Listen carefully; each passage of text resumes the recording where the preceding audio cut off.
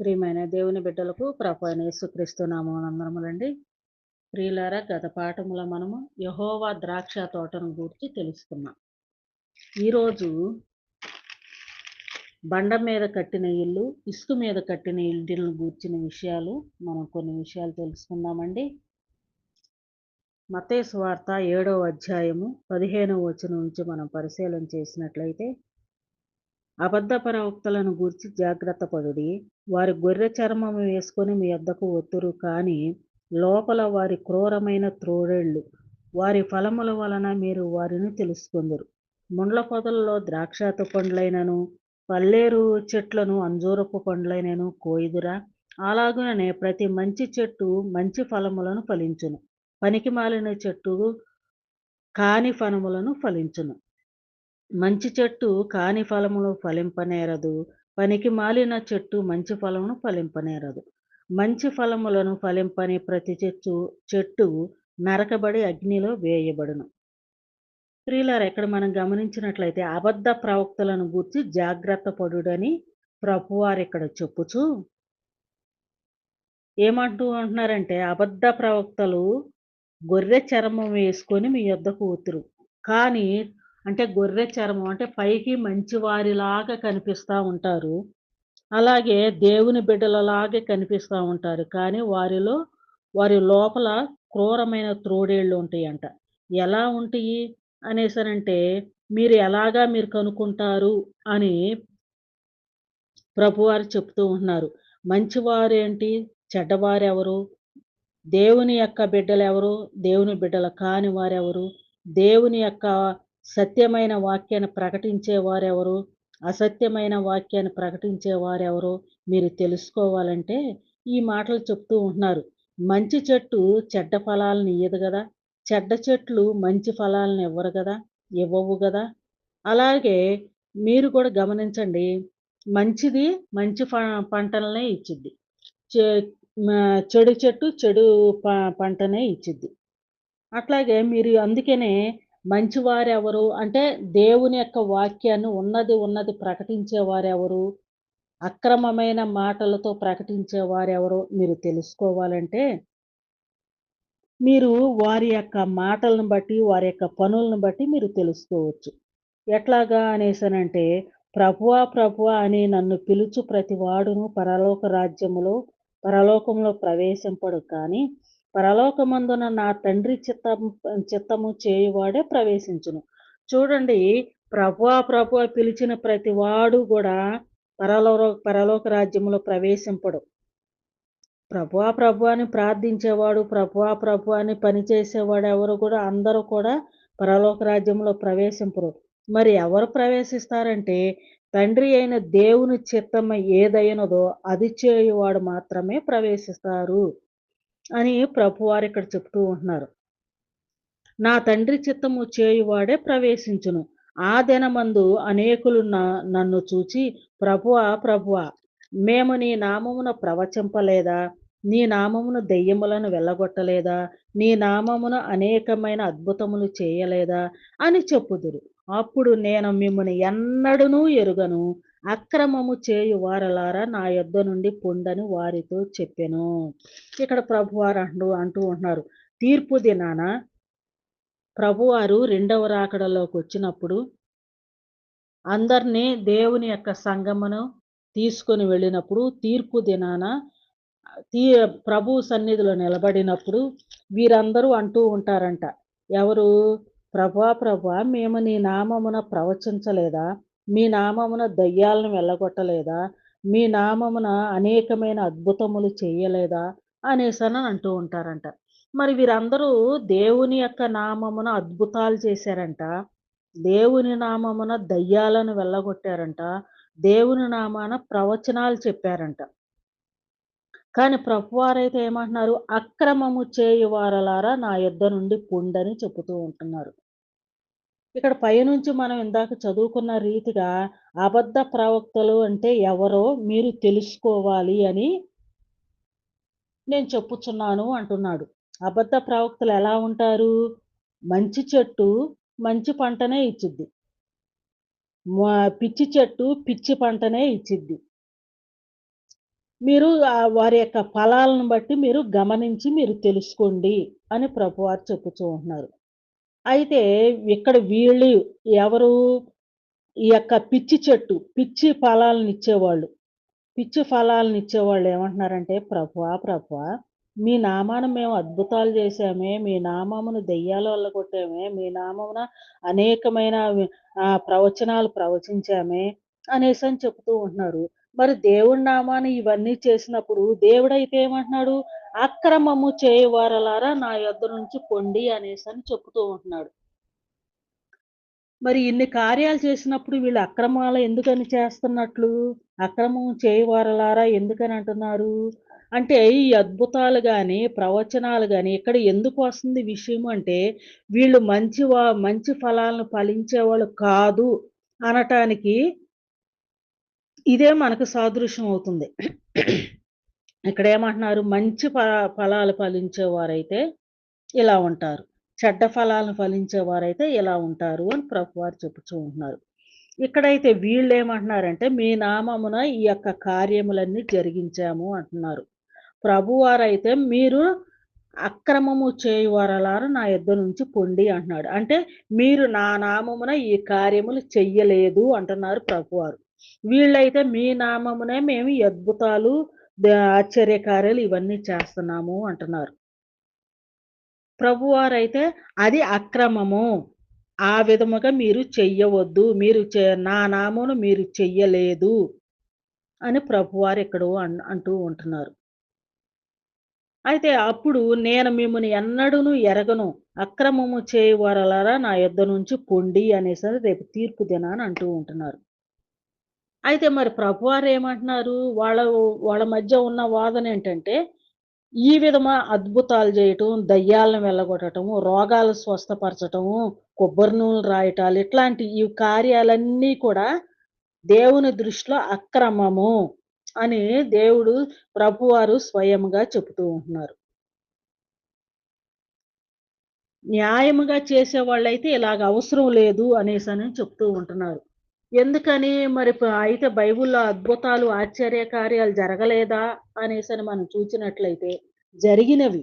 అద్భుతాలు జరిగినియి, ఆశ్చర్య కార్యాలు జరిగినియి, ఎన్నో గొప్ప కార్యాలు జరిగినియి, ఎన్నో రోగాలు స్వస్థపరచబడ్డారు. ఈ కార్యములన్నీ జరిగినియి. కానీ ఎవరు చేశారు? ఎప్పుడు చేశారు అని మనం చూచినట్లయితే యోహాను సువార్త 20వ అధ్యాయం మనం పరిశీలన చేసినట్లయితే యోహాను సువార్త 20వ అధ్యాయము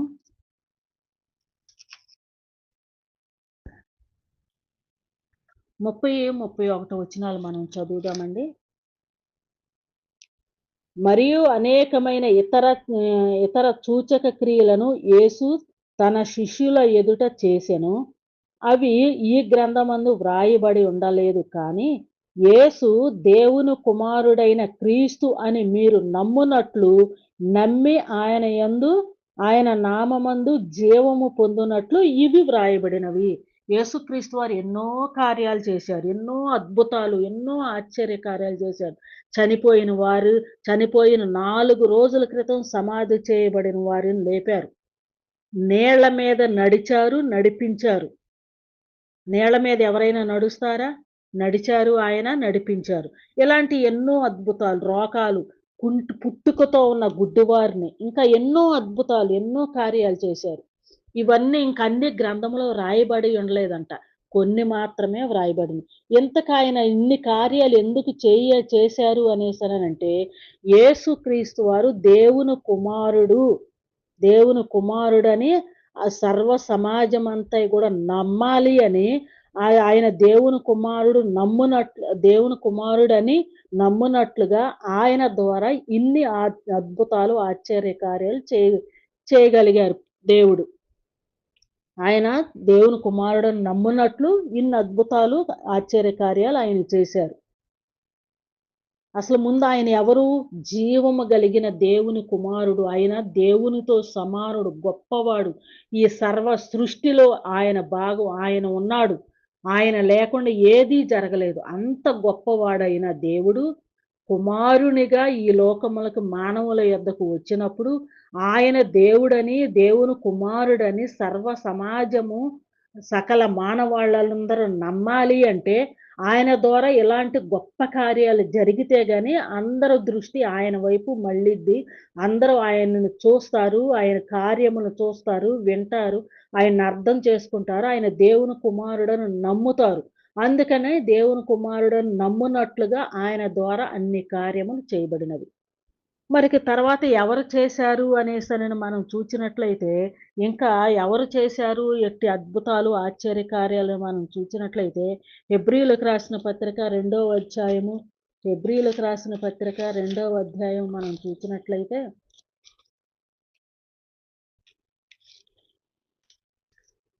రెండవ అధ్యాయం హెబ్రీయులకు రాసిన పత్రిక రెండవ అధ్యాయం 3, 4 వచనాలు.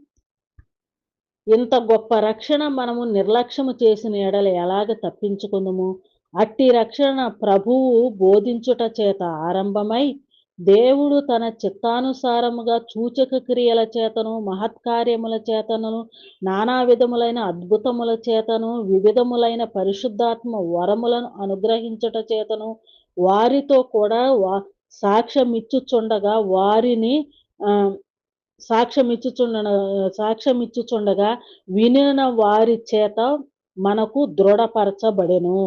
ఈ యొక్క వాక్యము ఇంకెవరెవరు చేశారు అంటే అపోస్తులులు చేశారు. ఇట్టి అద్భుతాలు, ఆశ్చర్యకార్యాలు. పౌలు గారు చేశారు ఇట్టి అద్భుతాలు, ఆశ్చర్యకార్యాలు. ఎందుకనంటే యేసు దేవుని కుమారుడని నమ్మునట్లుగా కార్యములు జరిగినవి. ఆయన వచ్చాడు. ఆయనను నమ్మారు అనేక మంది. ఆ తరువాత ఆయన చనిపోయి తిరిగి లేచారు. ఆయన చనిపోయి తిరిగి లేచి, ఆయన రక్తములో సకల మానవాళి యొక్క పాపములను కడిగి, అందరిని గూడా పరిశుద్ధులుగా చేసుకొని, క్రీస్తు యొక్క రక్త సంబంధీకులుగా చేసుకొని, క్రీస్తులో అవయవాలుగా చేసుకొని, క్రీస్తు ద్వారా నిత్య రాజ్యానికి మనల్నందరిని వారసులుగా చేయటానికి ఆయన వచ్చాడని, ఆ విధంగా మనల్ని చేసి ఉన్నాడు అని, ఆ యొక్క విషయాలన్నిటిని గూడా ప్రకటించటం కోసమే ప్రభువారు అపోస్తులులను ఏర్పాటు చేసుకున్నాడు. అలాగే పౌలుని ఏర్పాటు చేసుకొని ఉన్నారు. ఆ విధమైన ఆ విధమైన విషయాలను అందరికి అర్థం అయ్యేలాగా వివరించాలి అంటే, ఏ విధమైన విషయాలు ఇప్పుడు చెప్పుకున్న రీతిగా యేసుక్రీస్తు వారు ఈ లోకమునకొచ్చి సకల మానవాళి పాపములన్నిటిని గూడా ఆయన రక్తముతో కడిగి, ఆయన చనిపోయి, ఆయన తిరిగి లేచి, మనల్ని అందరిని కడుక్కొని, కడిగివేసి, పాపములన్నిటిని కడిగివేసి, క్రీస్తు రక్త సంబంధీకులుగా అనగా క్రీస్తులోని అవయవాలుగా చేసుకొని, క్రీస్తు ద్వారా నిత్య రాజ్యానికి మనలను వారసులుగా చేసియున్నాడు. ఆ విషయాలన్నిటిని గూడా అపోస్తులులు పౌలు గారు అందరికీ వివరించి చెప్పుతూ ఉంటున్నారు. ఆ యొక్క గొప్ప కార్యాలన్నీ వివరించి అందరికి వివరించి చెప్పాలి అంటే, అందరూ వినాలి అంటే, ఈ యొక్క సత్య వాక్యము, ఈ గొప్ప వాక్యము సకల మానవాళికి అర్థం అవ్వాలి అంటే, ముందు వారు దేవుని యొద్దకు రావాలి. వారు రావాలి అంటే, ఇలాంటి అద్భుతాలు, ఆశ్చర్య కార్యాలు జరగాలి. అందుకనే ఇట్లాంటి అద్భుతాలు, ఆశ్చర్య కార్యాలు యొక్క అపోస్తులుల ద్వారా దేవుడు జరిగించాడు. అందుకే అపోస్తులులకు పరిశుద్ధాత్మని శక్తిని ఇయ్యబడినది. పరిశుద్ధాత్మ శక్తినిచ్చి, దేవుని యొక్క గొప్ప కార్యాలు వారి ద్వారా అందరికి ప్రకటించారు. అలాగే వారి ద్వారా అందరికి ప్రకటించటమే కాదు, వారందరూ కలిసి ఈ యొక్క క్రొత్త నిబంధన గలిగిన ఈ యొక్క వాక్యములన్నిటిని వాళ్ళు చక్కగా పొందుపరిచి, చక్కగా ఒక గ్రంథంగా వ్రాసి మన చేతిలోకొచ్చేలాగా చేశారు.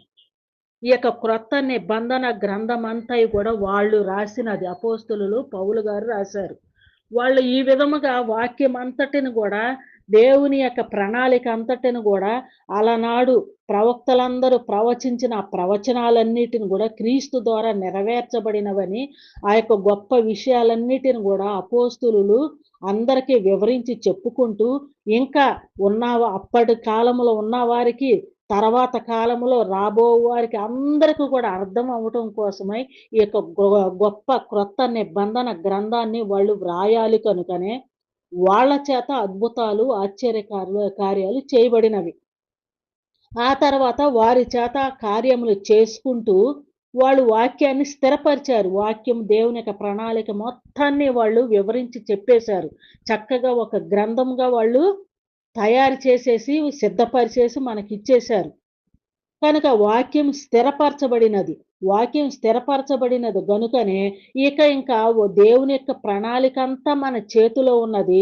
అవన్నీ చదువుకొని మనం అర్థం చేసుకొని దేవునిలో బలపడాలి గాని బలపడవలసిన వారమై ఉన్నాము కానీ, ఇంకా అద్భుతాలు, ఆశ్చర్య కార్యాలు మనం చేయాల్సిన అవసరం లేదు. ఒకవేళ ఎవరికైనా అవసరం అనుకోండి, రోగిగా ఉన్నారనుకోండి, దేవుని యందు విశ్వాసం ఉంచి, విశ్వాసంతో కూడిన ప్రార్థన చేసుకోవాలి. అప్పుడు నీ విశ్వాసం నిన్ను స్వస్థపరచునని ప్రభువారు సెలవిచ్చి ఉన్నారు. అంతేకాని ఎవరి విశ్వాసముతో వాళ్ళు దేవుడిని అడిగిన విధానాన్ని బట్టి వాళ్ళకి స్వస్థత కలిగిద్ది. దేవుడు మహా జ్ఞానాన్ని దయచేసి ఎంతోమంది డాక్టర్‌లని సిద్ధపరిచారు. ఎంతోమంది జ్ఞానముతో ఎంతో గొప్ప వైద్యాన్ని ఏర్పాటు చేసి ఉన్నారు. అది దేవుడిచ్చిన జ్ఞానమే.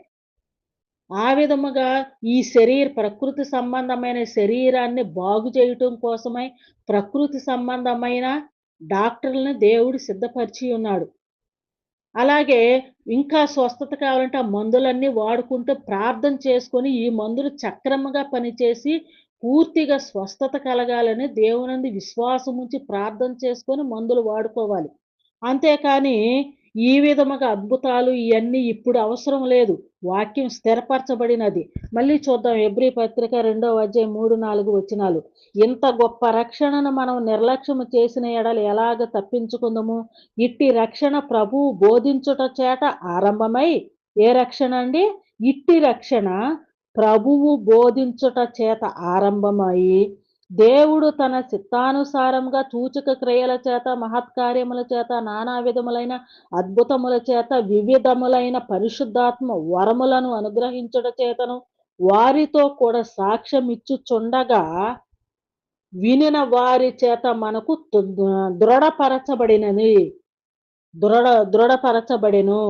ఈ యొక్క వాక్యమంతా కూడా దృఢపరచబడింది. స్థిరపరచబడినది. ఒక గ్రంథముగా ముద్రించి స్థిరపరచబడి ఉన్నది. దానిని చదువుకొని దేవునిలో మనం బలపడాలే కానీ, ఈ విధమైన అద్భుతాలు, ఆశ్చర్య కార్యాలు ఇప్పుడైతే లేవండి. అలనాడు అపోస్తులు వాక్యాన్ని స్థిరపరచటం కోసమే చేశారు. అలనాడు యేసుక్రీస్తు వారు ఆయన దేవుని కుమారుడని నమ్మునట్లుగా చేశారు. అపోస్తులు వాక్యం స్థిరపరచటం కోసమే అద్భుతాలు చేశారు. మనం చూచినట్లయితే ఇక్కడ పౌలు గారు అపోస్తుల కార్యము గ్రంథము 19వ అధ్యాయం మనం పరిశీలన చేద్దామండి. అపోస్తుల కార్యముల గ్రంథము 19వ అధ్యాయము 11, 12 వచనాలు మనం పరిశీలన చేసినట్లయితే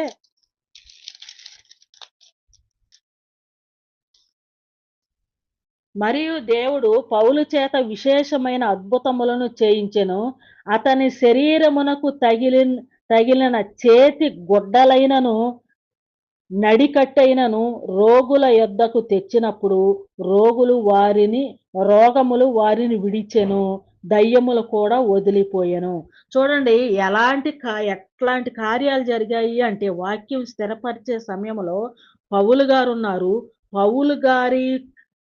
పౌలు గారి యొక్క వస్త్రము గాని, ఆయన యొక్క చేతి కర్చీఫ్ గాని, ఆయన యొక్క నడికట్టు గాని, ఆ నడికట్టు తీసుకొని ఎళ్లి రోగుల దగ్గరికి తీసుకెళ్ళి వాళ్ళకి తగిలించినా సరే రోగులు స్వస్థపడేవాళ్ళంట. అంటే పౌలు గారి యొక్క వస్త్రము తీసుకొని వెళ్ళి రోగముతో ఉన్న వారి దగ్గర పెడితే రోగాలు తగ్గిపోయాయి. పౌలు గారు వెళితేనే కాదు, ఆయన వస్త్రమును తీసుకెళ్ళినా తగ్గిపోయాయంట. అంత ఆశ్చర్య కార్యాలు జరిగాయి అప్పట్లో. ఇక వాక్యం స్థిరపరచబడిన తరువాత ఏం జరిగింది అంటే 2 తిమోతి పత్రిక 4వ అధ్యాయం మనం పరిశీలన చేసినట్లయితే తిమోతీయులకు రాసిన పత్రిక 2వ తిమోతి రాసిన పత్రిక 4వ అధ్యాయము 19, 20 వచనాలు మనం పరిశీలన చేద్దాం. ప్రిస్కిల్లాకును అకులాకును ఒనేసిపోరు ఇంటి వారికిని నా వందనములు. ఇక్కడ పౌలు గారు మాట్లాడుతూ ఉంటున్నారు. ఏమంటున్నారు? ఎరస్తు కొరింథీలో నిలిచిపోయాను. ఎరస్తు అనే వ్యక్తి ఇక్కడ చెప్తూ ఉంటున్నారు పౌలు గారు. ప్రిస్కిల్లాకును అకులాకు కూడా ఒనేసిపోరుకు ఆ యొక్క కుటుంబ సభ్యులతో మాట్లాడుతూ వాళ్ళకు వందనాలు చెప్పుకుంటూ పౌలు గారు ఏమంటున్నారంటే, ఎరస్తు అనే ఒక వ్యక్తి ఉన్నాడంట పౌలు గారితో పాటు. అతనిని కొరింథీలోనే ఉంచేశాడంట. పౌలు గారు అక్కడ నుంచి కొరింథీ నుంచి వేరే ప్రాంతం వచ్చాడు. ఆ వస్తూ ఆయనతో పాటు రోజు ఎప్పుడు ఆయనతో పాటు తిరిగే ఒక వ్యక్తి ఎరస్తు అనే ఒక వ్యక్తి ఉన్నాడు. ఆయన్ని ఈరోజు ఏం చేశాడంటే ఆ కొరింథీ పట్టణంలోనే వదిలేసి వచ్చేసాడు. ఎందుకు వదిలేసి వచ్చాడు అనేసని చూసినట్లయితే ఆహ్, ఆహ్, త్రోఫిము రోగి అయినందున అతని మె అతని మిలేతులో విడిచి వచ్చితిని. ఇక్కడ ఎరస్తు, త్రోఫి వాళ్ళంతా రోగులై ఉన్నారు. అందుకనే వాళ్ళు రోగులై ఉన్నప్పుడు ఎరస్తునేమో కొరింథీలో వదిలేశాడు. త్రోఫి అనే వ్యక్తినేమో మిలేతులో విడిచిపెట్టి వచ్చేశాడు. ఎందుకని? ఈ కొరింథు ఆయనతో పాటు తిరిగే ఆయనే. ఈ త్రోఫి ఆయనతో పాటు తిరిగే ఆయనే. వీళ్ళకి వీళ్ళకి అనారోగ్యం వచ్చింది. వీళ్ళు రోగులై ఉన్నారు. ఆయనేమో కొరింథీ పట్టణంలో వదిలేశాడు. ఈయన్నేమో మిలేతులో వదిలేసి వచ్చేసాడు పౌలు గారు. ఎందుకని? వాళ్ళిద్దరు రోగులై ఉన్నారు. వాళ్ళిద్దరూ రోగులై ఉన్నప్పుడు మరి ఇక్కడ పౌలు గారు వస్త్రము తగిలితేనే రోగాలు తగ్గిపోయినప్పుడు, ఇప్పుడు పౌలు గారే స్వయముగా ఎరస్తును, త్రోఫీని ఆ యొక్క పట్టణాల్లో ఎందుకు ఆ యొక్క గ్రామాల్లో ఎందుకు వదిలేసొచ్చాడు? పౌలు గారు బాగు చేయొచ్చు కదా! లేదా పౌలు గారు ప్రార్థన చేసినా, ఆయన చెయ్యి తగిలినా, ఆయన వస్త్రము తగిలినా, ఆ రోగులు స్వస్థత పొంది లెగిసి ఆయనతో పాటు వచ్చేవాళ్ళు కదా! కానీ వాళ్ళు రోగముతో ఉన్నారని వాళ్ళక్కడే వదిలేసొచ్చేసాడు. అంతకు ముందేమో వస్త్రాలు తగిలితేనే స్వస్థత పొందారు. ఇక్కడ వీళ్ళు రోగాలతో ఉన్న వాళ్ళని పౌలు గారే స్వయముగా వదిలేసొచ్చేసాడు. ఎందుకని అంటే, ఇప్పుడు లేవు ఇక. అప్పుడు స్టార్టింగ్‌లో వాక్యము యేసుక్రీస్తు వారి మరణ పునరుద్ధానమును గూర్చిన సువార్త ప్రకటించుచున్న సమయములో వాక్యము స్థిరపరుస్తున్న సమయములో అద్భుతాలు, ఆశ్చర్య కార్యాలు జరిగినయి. రోగాలు తగ్గిపోయినాయి. ఇక్కడ వాక్యం స్థిరపరచబడిపోయినది.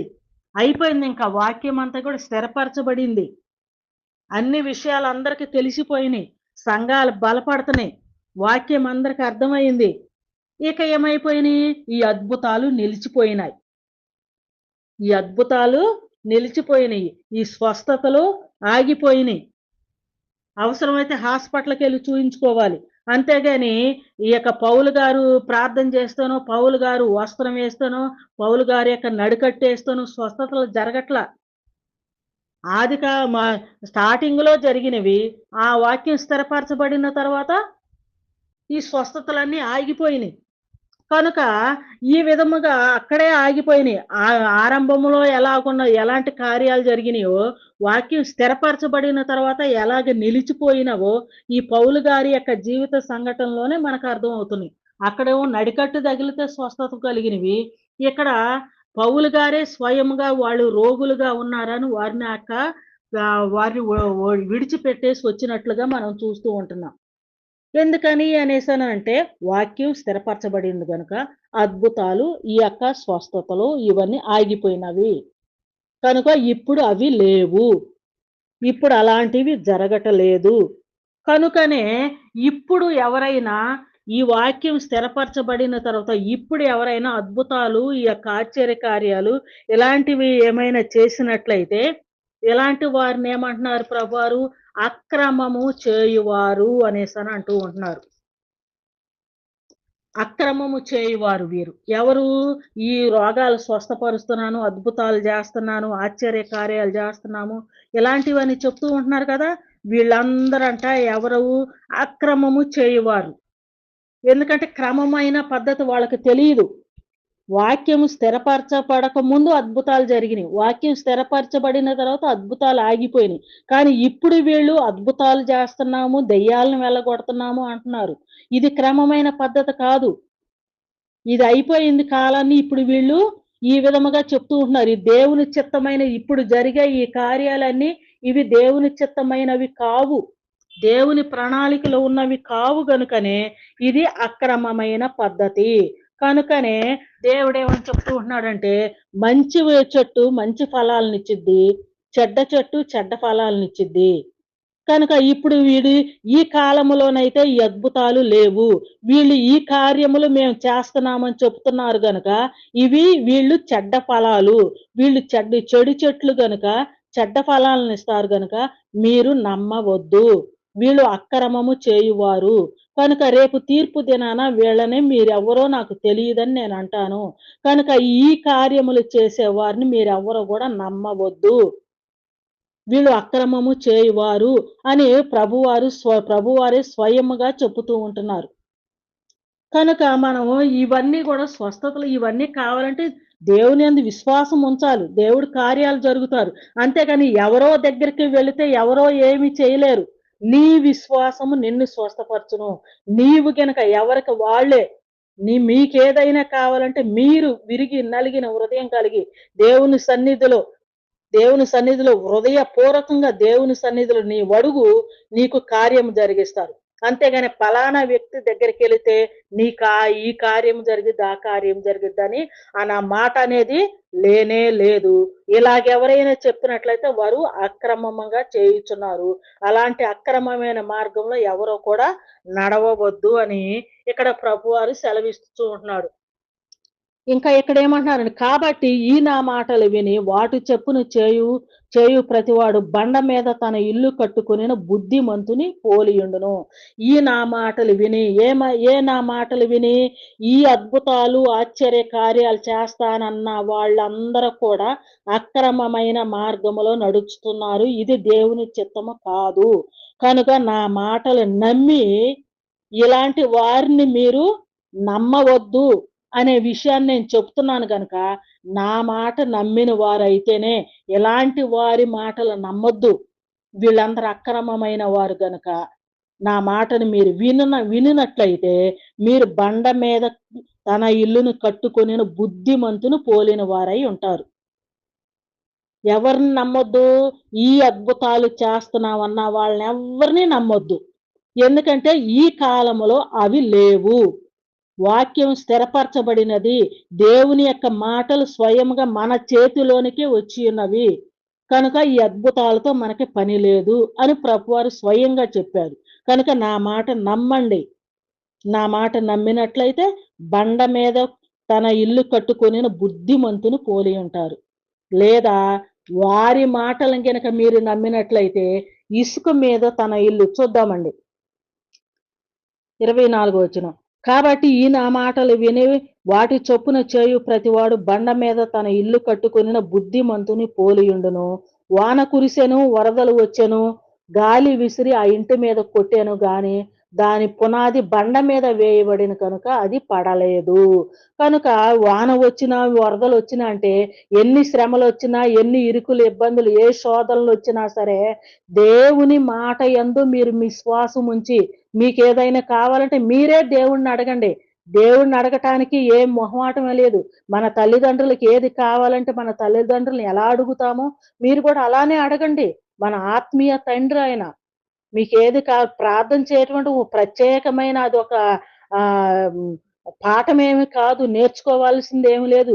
మీకు కావలసినది మీ ఆత్మీయ తండ్రిని అడగండి. మీరు ఎలా అడిగినా ఇస్తాడు. వచ్చి రాని పిల్లలు మన చిన్న పిల్లలు వాళ్ళకొచ్చి రాని మాటల్లో ఏది అడిగినా మనం తల్లిదండ్రులను అర్థం చేసుకొని వారికి కావాల్సినవి సమకూరుస్తాం గదా! అలాగే మీకేది కావాలో మీరు మీ ఆత్మీయ తండ్రిని మీరు అడగండి. సహాయం చేస్తాడు. అంతేకాని ఇలాంటి వారి దగ్గరికి మీరు వెళ్ళకండి. మీరు విశ్వాసంతో గనక మీరు ప్రార్థన చేస్తే దేవుడు గొప్ప కార్యాన్ని చేస్తాడు. మీరు దేవుని యందు బలమైన విశ్వాసం కలిగి ఉంటారు గనక, మీరు దేవునిలో స్థిరంగా ఉంటారు. మీరు దేవునిలో బలముగా ఉంటాడు. ఎందుకంటే దేవుడు చేశాడు కార్యాలు. దేవునిలో మీరు బలపడి ఉంటారు గనక, ఎన్ని శ్రమలొచ్చినా, ఇక తర్వాత ఎలాంటి పరిస్థితులు ఎదురొచ్చినా, ఇప్పుడు ఈ శ్రమల నుంచి విడిపించిన గొప్ప దేవుడు నాకు ఎన్ని శ్రమలొచ్చినా విడిపిస్తాడనే బలమైన ధైర్యం కలిగి ఉంటారు గనుక, ఎన్ని శ్రమలొచ్చినా సరే మీరు భయపడరు. అదే ఎవరో వ్యక్తి దగ్గరికెళ్లి ప్రార్థన చేస్తే కార్యాలు జరుగుతాయి అది ఇది అని అనుకుంటే, అది ఎవరో మీద ఆధారపడినట్టుంటది. అప్పుడేమవుద్దంటే కొంతకాలమే నమ్ముతాం ఒకళ్ళని. ఇంకేదో వాళ్ళ దగ్గర నుంచి ఏదో చెడు వార్త ఉంటది. అది జూసి వాళ్ళ మీద విశ్వాసం కోల్పోతది. ఇంకొక వ్యక్తి దగ్గరికెళ్తాము. వాళ్ళలో ఏదో ఒక లోపం కనపడిద్ది. వాళ్ళని జూసి వాళ్ళని విడిచిపెడతాం. ఇట్లాగ అటు ఇటు చూసేసి దేవుని యందు విశ్వాసాన్ని కోల్పోతాం. అందుకనే అలా వద్దు. మీకేం కావాలో మీరే మీ ఇంటిలో మీరు తలుపేసుకొని రహస్యంగా చూచుచున్న ఆ యొక్క తండ్రిని మీరు అడుగుడి. మీరు మీకు సహాయం చేస్తాడు. దేవునిలో మీరు స్థిరంగా ఉంటారు. కానీ ఇలాంటి కార్యాలు, ఇలాంటి వారి దగ్గరికి మీరు పరిగెత్తినట్లయితే వాన చూద్దాము. మరియు ఈయన మాటలు విని వాటి చెప్పు చేయని ప్రతి వాడు ఇసుక మీద తన ఇల్లు కట్టుకొనిన బుద్ధిహీనుని పోలియుండును. వాన కురిసెను, వరదలు వచ్చెను, గాలి విసిరి ఆ ఇంటి మీద కొట్టెను. అప్పుడది కూలబడెను.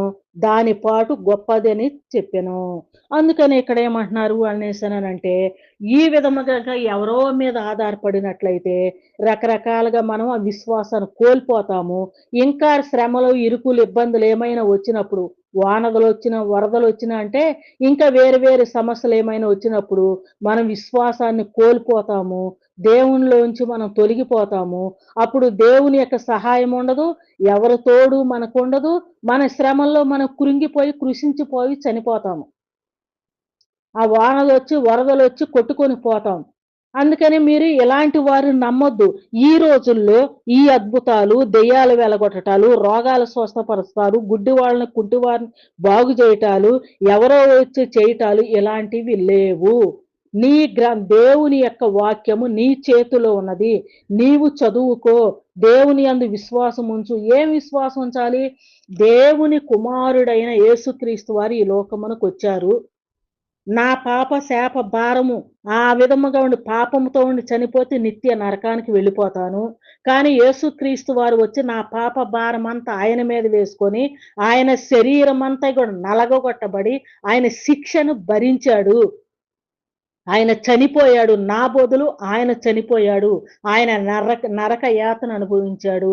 ఆ తర్వాత శాపాన్నంతా తీసివేసి ఆయన పరిశుద్ధుడుగా తిరిగి లేచాడు గనుక ఆయన నామమునకు గుర్తుగా ఆ యొక్క చిందింపబడిన రక్తమునకు గుర్తుగా యేసుక్రీస్తు నామములో తండ్రి, కుమార, పరిశుద్ధాత్మ నామములో బాప్తీసము తీసుకుంటే అప్పుడు బాప్తీసం తీసుకునిన వారందరూ పాపములన్నిటిని కూడా విడిచిపెట్టి అంటే బాప్తీసము ద్వారా నీళ్ళల్లో ముంచబడి ఆయన ఎలాగ సమాధి చేయబడి మూడో రోజున తిరిగి లేచాడో మనము కూడా అలాగే నీళ్ళలో సమాధి చేయబడి ఆ పాపం మనలో వ్యక్తిగతంగా చేసిన పాపములన్నీ ఆ నీళ్ళలో విడిచిపెట్టేసి మనం పరిశుద్ధులముగా మనం తిరిగి లేచినట్లయితే ఆ విధముగా బాప్తీసం పొందిన వారందరూ యేసుక్రీస్తు వారి యొక్క రక్త సంబంధీకులుగా ఉంటారు. ఈ విధంగా రక్షింపబడిన వారందరం కూడా యేసుక్రీస్తు వారు తన యొక్క శరీరముగా పోల్చాడు. సంఘము, ఆ సంఘము ఆయన శరీరము. ఆ యేసుక్రీస్తు వారి యొక్క శరీరములో మనలను కూడా అవయవాలుగా చేశాడు. శరీరమునకు శిరస్సు క్రీస్తు వారు. యేసుక్రీస్తు వారు శిరస్సు, శరీరము అంతా కూడా రక్షింపబడిన మనమందరము. అంటే ఆయనలో మనలను ఆయన శరీరములో మనలను అవయవాలుగా చేసుకొని ఉన్నాడు. ఇంత గొప్ప కార్యము చేసుకొని ఉన్నాడు గనక, ఆయన రక్షింపబడిన మనమందరం ఆయన శరీరములో అవయవాలుగా ఉన్నాము గనక, తన శరీరాన్ని ఎవరు మన శరీరం ఉంది. మన శరీరాన్ని ఎప్పటికప్పుడు మనం శుభ్రంగా ఉంచుకోవటానికి చూసుకుంటాము. బాగు చేసుకోవటానికి చూసుకుంటాము. రోగం ఉంటే తగ్గించుకోవటానికి చూసుకుంటాము. శుభ్రంగా ఉంచుకోవటానికి చూసుకుంటాము.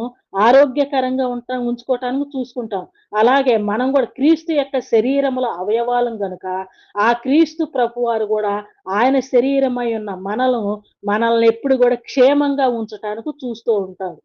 మనల్ని ఎల్లప్పుడూ మన శరీరాన్ని మనం ఎలాగ సంరక్షించుకుంటామో, అలాగే ఆయన శరీరాన్ని ఆయన సంరక్షించుకుంటూ, కాపాడుకుంటూ ఉంటాడు గనక, ఆయన యందు విశ్వాసం ఉంచి, ఆయన నామములో మీరు బాప్తీసం తీసుకొని, క్రీస్తు నామంలో మీకేది కావాలంటే అది అడుగుడి. అడుగుడి మీకు ఇయ్యబడుగును, వెతకుడి మీకు దొరుకును, తట్టుడు తీయబడును సెలవిచ్చాడు ప్రభువారు. చూద్దాం ఆ యొక్క 7వ అధ్యాయంలోనే 7వ వచనం. మత్తయి సువార్త 7వ అధ్యాయం 7వ వచనం.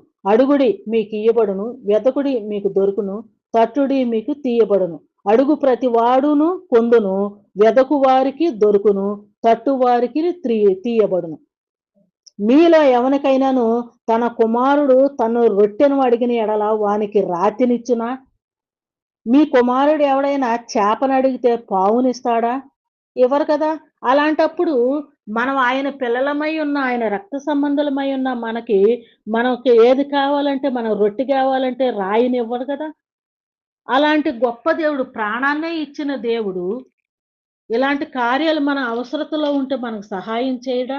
అందుకనే హృదయపూర్వకంగా దేవుని సన్నిధిలో గనక మనం అడిగినట్లయితే, దేవుడే మనకి అన్ని విషయాలన్నీ గూడా మనకు సహాయం చేస్తాడు గనుక, నీ విశ్వాసమునే నిన్ను స్వస్థపరచునని ప్రభువారు చెప్పి ఉన్నారు గనక, మనకేం కావాలో ఆ దేవుని సన్నిధిలో మనం అడగాలే తప్ప, మనం ఎళ్ళాలి.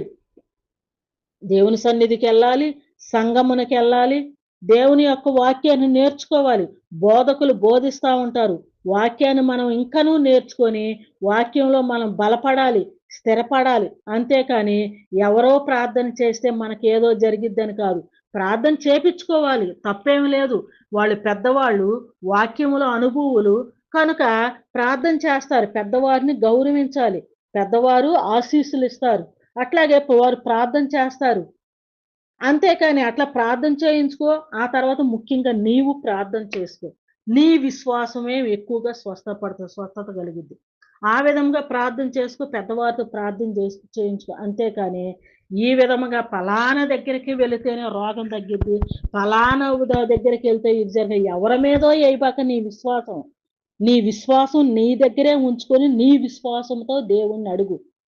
పెద్దవారున్నారు గనక, వాక్యోపదేశకులున్నారు గనక, వారితో గూడా కొంచెం ప్రార్థన చేయించుకో. అంతేగాని వారు చేస్తేనే జరగదు.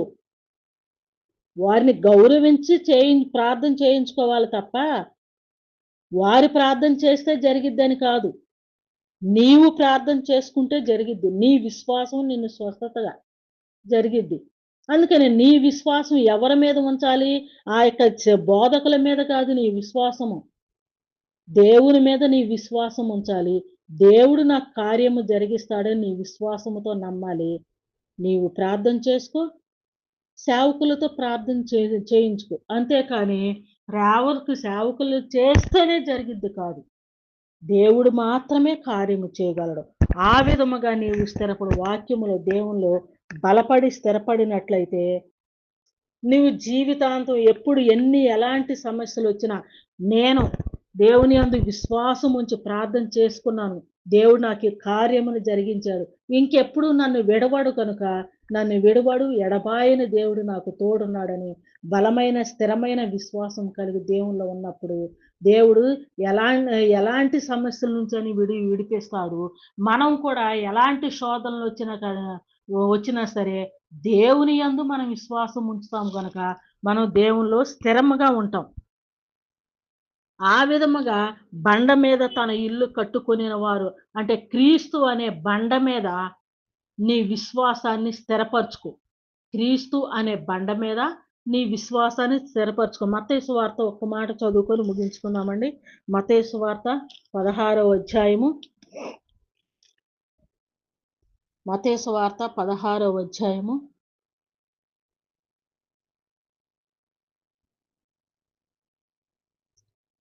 19వ వచనం. పరలోక రాజ్యపు తాళపు చెవులు నీకిచ్చెదను. నీవు భూలోకమందు దేనిని బంధించదవో దానిని పరలోకమందును బంధింపబడును. భూలోకమందు దేనిని విప్పుదువో అది పరలోకమందును విప్పబడునని అతనితో చెప్పెను. ఇంకేమంటూ ఉంటున్నారంటే 18వ వచనం కూడా చూద్దాం. మరియు నీవు పేతురువు, ఈ బండ మీద నా సంఘమును కట్టుదును.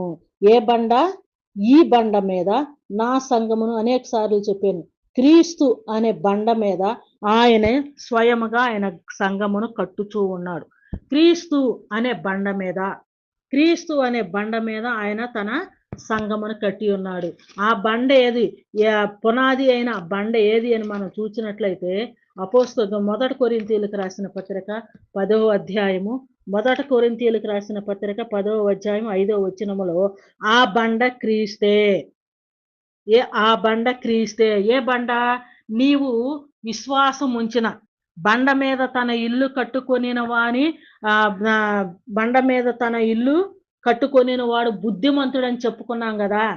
ఏ బండ మీద? క్రీస్తు అనే బండ మీద నీ ఇల్లు కట్టుకోవాలి, అనగా నీ విశ్వాసాన్ని కట్టుకోవాలి. అంతేగాని పలానా అయ్యగారు పలానా అమ్మగారు మీద కాదు, క్రీస్తు అనే బండ మీద నీ విశ్వాసాన్ని స్థిరపరుచుకో. అప్పుడు నీవు ఎల్లప్పుడు ఎలాంటి సమస్యలు, ఏ శోధనలు వచ్చినా కానీ నీవు తొట్టిల్లవు. అన్నిటి నుంచి ఆయన నిన్ను విడిపించి ఆదరించి కాపాడుతూ ఉంటాడు.